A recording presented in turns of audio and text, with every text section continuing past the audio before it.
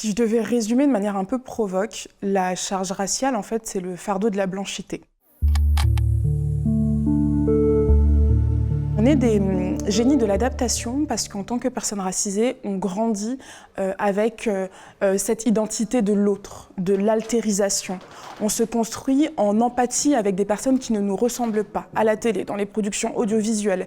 Et on sait quel code il faut adapter pour être accepté et bien vu comme étant français, comme étant bien de ce territoire. On a l'impression d'être un imposteur parce qu'on se rend compte qu'on n'est pas tout à fait les mêmes personnes dans ces espaces-là qu'avec soi-même, qu'avec des gens qui nous ressemblent.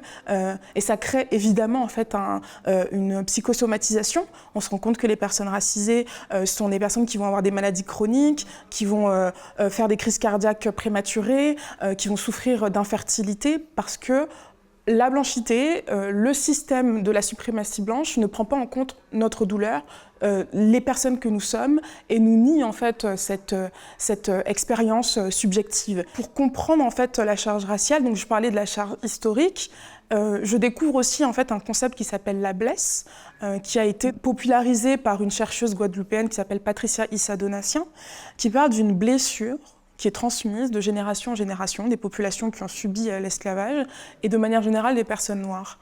Et elle se rend compte à quel point, dès l'enfance aussi, il y a des maladies comme ça qu'on ne sait pas expliquer. Des personnes, des enfants qui ont un malaise existentiel ou carrément des états donc, dépressifs ou voilà, des maladies corporelles. Et ça a toujours été tu. En tant que femme noire, quand je vais justement auprès de mon médecin ou auprès aux urgences, par exemple, comme on a vu le cas de Anissa et Naomi Musenga qui sont mortes alors que c'était des femmes noires qui demandaient de l'aide parce qu'elles étaient en train de mourir et qu'on ne les a pas crues, et ben ça, c'est des choses qu'on intègre. Toutes ces questions-là, à la fois systémiques et à la fois individuelles, créent un nuage immense et hyper dense qui est cette charge raciale. La question du racisme, elle est d'ordre de la santé publique, mais aussi thérapeutique, mais aussi évidemment politique. Reconnaître la charge raciale, reconnaître le racisme, c'est imposer en fait à la France et à l'Occident de regarder en face son passé. Mais qui regarde l'abysse, en fait, regarde son propre reflet aussi. Hein, et c'est très dur, c'est un vertige justement de reconnaître.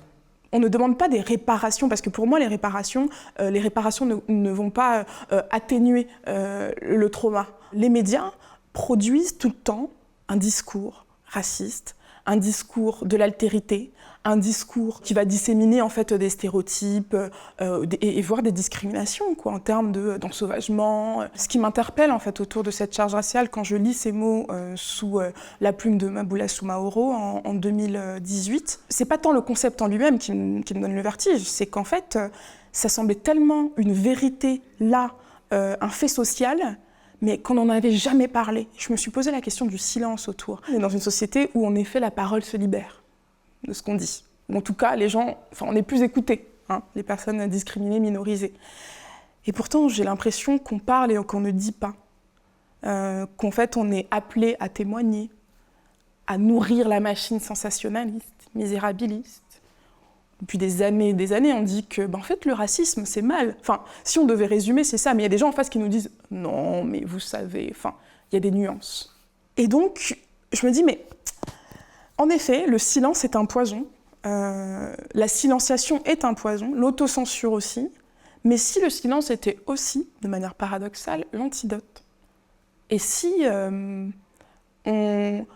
on choisissait le silence et on en faisait quelque chose, un outil politique? Je prends le parti de ne plus donner ma parole pour rien, avec le risque d'ailleurs qu'elle soit récupérée, qu'elle soit totalement adoucie. On a une expérience qui est très dure, qui est très traumatique, une expérience noire qui a un pendant, on va dire, négatif, pas dans le sens moral, mais en effet, c'est dur de vivre une condition noire, conditionnée à la souffrance. Et toutefois, moi, je suis née en Afrique, où ma couleur de peau était pensée bien avant la colonisation et bien avant les systèmes esclavagistes, où j'étais quelqu'un, je n'étais pas le néant de cette expérience, de cette noirceur. J'étais un être.